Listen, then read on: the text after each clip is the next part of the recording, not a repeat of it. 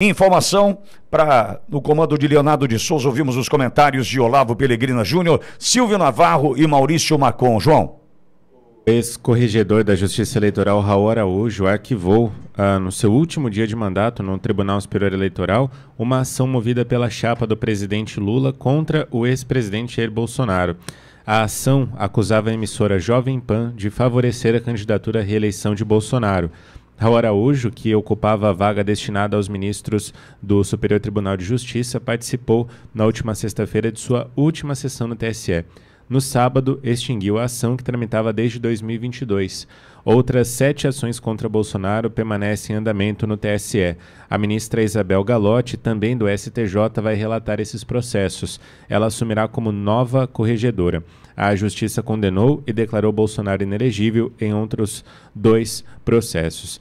Bom, ao arquivar essa ação, o ministro Araújo afirmou que não houve provas de que a Jovem Pan tenha cometido abuso de poder econômico, político ou uso indevido dos meios de comunicação de forma a comprometer a igualdade de oportunidades entre os candidatos no pleito eleitoral. O magistrado também destacou que não foi comprovada a distribuição ilícita de verbas publicitárias usada como evidência de abuso de poder econômico, nem a existência de um esquema para influenciar o pleito. Léo. Olavo Pellegrina Júnior. É complexo falar da Jovem Pan, né? Mas quando Jovem Pan era Jovem Pan, não cometeu nenhuma ilicitude. Era um veículo com uma identidade, com uma linha editorial, e manteve essa linha editorial, com competência, né? Até que, pressionada, mudou sua linha editorial, retirou as pessoas que falavam, muitos que falavam a verdade daquele grupo, se submeteu um pouco para não ser intolerante, né? Se submeteu um pouco aos ditames do governo federal e, ao meu ver, colhe os frutos dessa pequena subserviência, desse abaixar a cabeça para o sistema, de não ser mais tão corajosa como era em tempos anteriores. Quero ouvi-lo também, Maurício Marcon, aqui conosco na programação da Auriverde. Bom, uma das grandes diferenças, Leonardo e ouvintes, que a gente tem nos Estados Unidos para o Brasil é que aqui tende-se dizer que a imprensa tem que ser neutra. Nos Estados Unidos isso não acontece. Lá é muito claro que a imprensa defende. Ontem, por exemplo, nós tivemos o debate lá na ABC News, que claramente é uma Globo de lá, né?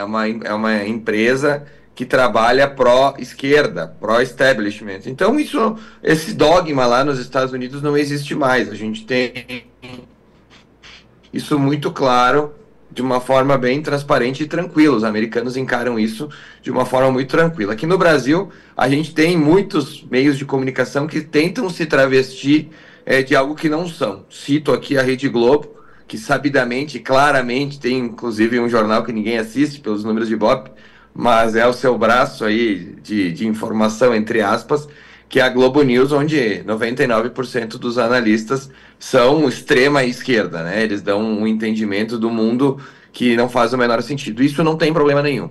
Essa ação contra a Jovem Pan, ela foi parte de algo montado para que a própria empresa, a própria emissora, caminhasse para o establishment, caminhasse para a esquerda sob pena de ser desabilitada no Brasil, de sair, né, do ar no Brasil. Então, eu vejo que ele teve feito esse trabalho. A Jovem Pan, outrora, uma das vozes da direita, do conservadorismo e propriamente da verdade no Brasil, se ajoelhou perante esses absurdos vindos da justiça e optou, né, por perder a sua linha editorial, perder o que defendeu ao longo dos anos, em prol de se manter viva, mesmo que sem honra alguma. Então é basicamente isso que aconteceu, não faz mais sentido mesmo essa ação existir, porque o objetivo principal já foi obtido. Quero ouvi-lo também, Silvio Navarro, sobre essa ação. Olha, eu acho que a acusação, abuso de poder econômico, ela foi afastada, o que seria a destinação de verba publicitária, né, para favorecer a emissora e supostamente, essa é a acusação da coligação do PT, né, e com isso a emissora favoreceria o presidente Jair Bolsonaro. Essa acusação foi afastada pelo corregedor Raul Araújo, que, a meu ver, tem tomado decisões, ele deixa o posto agora, decisões absolutamente técnicas. Será sucedido pela Isabel Galotti, que espero siga a linha dele nesse tribunal, que foi também politizado e utilizado para perseguição política na eleição passada, contra o espectro da direita. Lembrando que quem antecede o Raul Araújo nessa função é Benedito Gonçalves. Missão dada é missão cumprida. E foi ele quem ajudou, de certa forma, nessa politização e perseguição à direita no Brasil durante a eleição de 2022, sobretudo. Então, eu acho que é uma decisão técnica que afasta a acusação de abuso do poder econômico e ponto, arquiva-se. Mas ainda tem mais 7 lá, né? Só relacionados à campanha do presidente Jair Bolsonaro. A eleição acabou no final de 2022. Temos outra eleição que vai acabar daqui a pouco também, em outubro deste ano. E eles ainda estão falando da eleição de 2022. Vejam vocês, finalizo, a enxurrada, a judicialização que foi a tentativa do PT de levar tudo para o tapetão na eleição passada, né?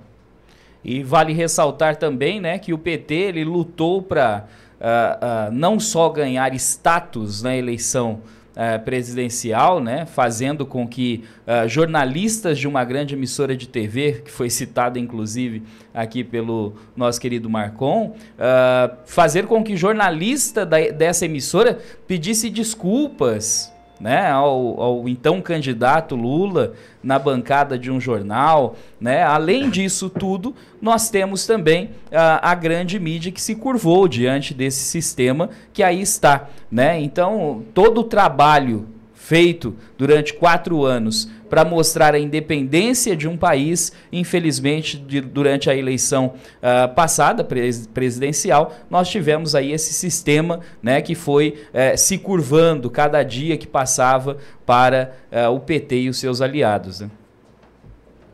Hein, Leonardo? Só para complementar, para dividir a mídia brasileira é algo muito simples. Assim, aqui recebe dinheiro público, a gente percebe que é uma mídia completamente acovardada, uma mídia que responde a um chefe, a um dono. A gente tem vários meios de comunicação que se mantêm com o dinheiro público, e esse alinhamento à esquerda, ele é algo inteligente, porque a gente sabe que a esquerda não tem amor ao dinheiro do pagador de impostos. Então, quando a gente vê milhões sendo despejados em meios de comunicação, entre aspas, que são chapa branca, que são pagos justamente para falar bem do governo e dar uma amenizada quando há fatos ruins, a gente sabe que aquilo não é informação. Do outro lado, a gente tem meios de comunicação como a Rádio Ouro Verde, que não recebe dinheiro público e que tem a isonomia, pode ser transparente quando dá uma notícia. A gente tem vários exemplos. Por exemplo, lá no meu Rio Grande do Sul agora, chegou a fumaça das queimadas, doutor Olavo. O sol está laranja, estilo Mad Max. É uma coisa que a gente nunca viu no nosso estado. A gente não vê a própria imprensa do Grupo Globo ligado lá, RBS, abordar o assunto, falar sobre isso.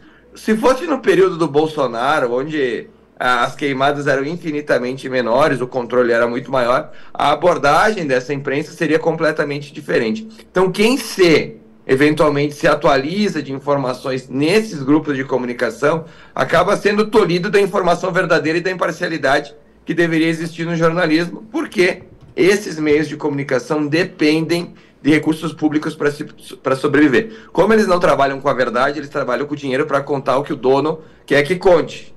Por isso, cada vez mais a audiência, por exemplo, da Ouro Verde, que a gente acompanha no YouTube aí, está maior, dentre outros meios que não se mantém com esse dinheiro oriundo de impostos que deveriam ser destinados para saúde, educação, enfim, tudo que a gente precisa no Brasil, mas que são usados para manter meios de comunicação falidos que precisam defender o indefensável para se manter vivos.